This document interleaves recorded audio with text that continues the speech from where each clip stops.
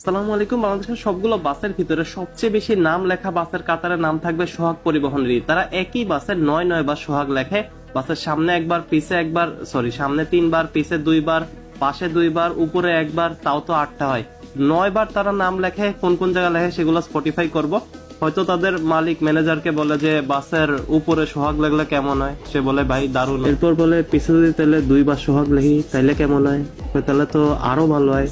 এরপর যদি সামনে 3 বার সোহাগ লিখি তাইলে কিরকম হয়, তাহলে তো ওই সবগুলোর থেকে ভালো হয়। তাহলে যদি সামনে 4 বার সোহাগ লিখি তাইলে কেমন হয়, তাহলে এটাই সবচেয়ে ভালো হয়। আপনারা দেখবেন যে সামনে কিন্তু 4 বার সোহাগ লেখা। ওই যে গ্রিলের ভিতরে একবার, উপরে একবার, ড্যাশবোর্ডের উপর একবার, তার উপরে একবার, তার উপর আলহামদুলিল্লাহ লেখা, গ্লাসের উপরে ছাত্রীরা আবার সোহাগ লেখা, বাসের 2 পাশে 2 বার সোহাগ লেখা, পিছনেও কিন্তু 2 বার সোহাগ লেখা। তো এই সবকিছু মিলে টোটাল 9 বার সোহাগ লেখা হয়েছে একই বাসে। সাথে অন্যান্য বাস নর্মাল পেন্ট করে দিল। সোহাগের অতিরিক্ত 30,000 টাকা খরচ হয় শুধুমাত্র সাদের সোহাগ লেখার কারণে, যে ভালো মতো পেইন্ট করতে হয় তার জন্য।